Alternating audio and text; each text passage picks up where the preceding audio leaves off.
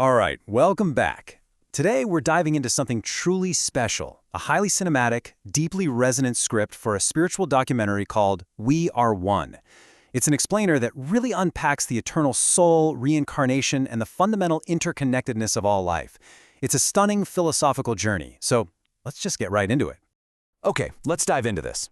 Just imagine for a second, what if the absolute greatest illusion humanity has ever believed is that we're actually separate? It's a massive, paradigm-shifting question, right? The source material immediately challenges us to look past our individual lives, our isolated bubbles, and consider that the walls dividing us might just be a giant illusion. So that brings us to part one, the illusion of separation and the masks we wear. The script explains that basically, from the moment we're born, society builds these invisible walls right up around us.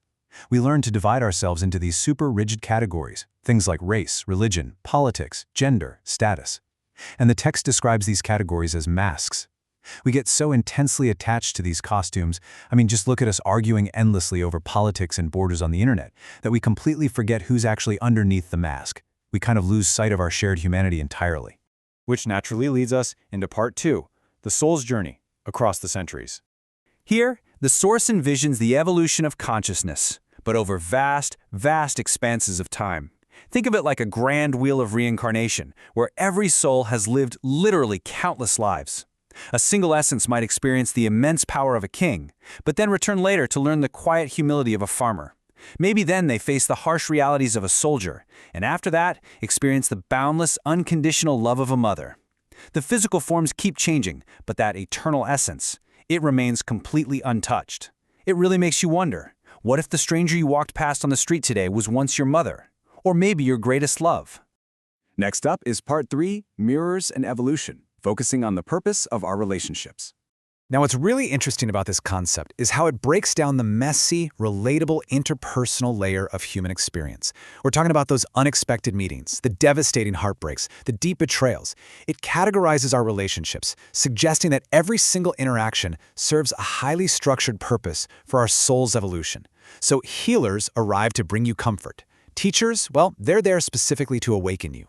Mirrors actually step into your life to reflect your own unhealed wounds right back at you.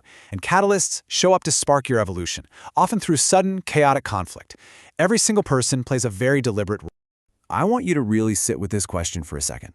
What if the person you dislike the most, the one who just severely frustrates you, angers you, constantly gets under your skin, what if they are actually carrying a lesson your soul desperately needs to learn? The source material offers a profound shift in perspective here, the idea that the enemy is actually you. Those who challenge us the hardest are often just acting as that mirror we were just talking about, explicitly showing us the internal wounds we simply haven't healed yet. All right, moving to part four, the science of connection and the physical reality of it all. Because this whole idea of human oneness, it isn't just some ancient spiritual philosophy, it's actually a measurable reality. Modern science is constantly revealing a universe that is physically connected in ways we are honestly only just beginning to map out. We see it in those highly intelligent mycelium networks beneath forests, sharing resources across miles and miles of Earth. Incredibly, we even see it when human heartbeats literally synchronize just by two people sitting in the exact same room. It's like science is rapidly catching up to what spiritual traditions have confidently claimed for thousands of years. Just pause for a second and let this quote from the text really resonate. The same atoms that form stars live within you. Wow. It so beautifully bridges that massive, unimaginable cosmic scale with your very own physical body. You aren't just walking around inside the universe. The vastness of the universe is quite literally within you. And finally, that brings us to part five, the divine breath and one expressed life. And this brilliantly illustrates the ultimate realization presented in our source material. Beneath every story, beneath every identity we cling to, there is just one life expressing itself. It's a profound shift in how we view the whole human purpose, really. See, society conditions us with this illusion that we're here to compete, to defeat one another. But the truth presented here, it's that we are actually here simply to remember one another, to recognize ourselves in the eyes of absolutely everyone we meet.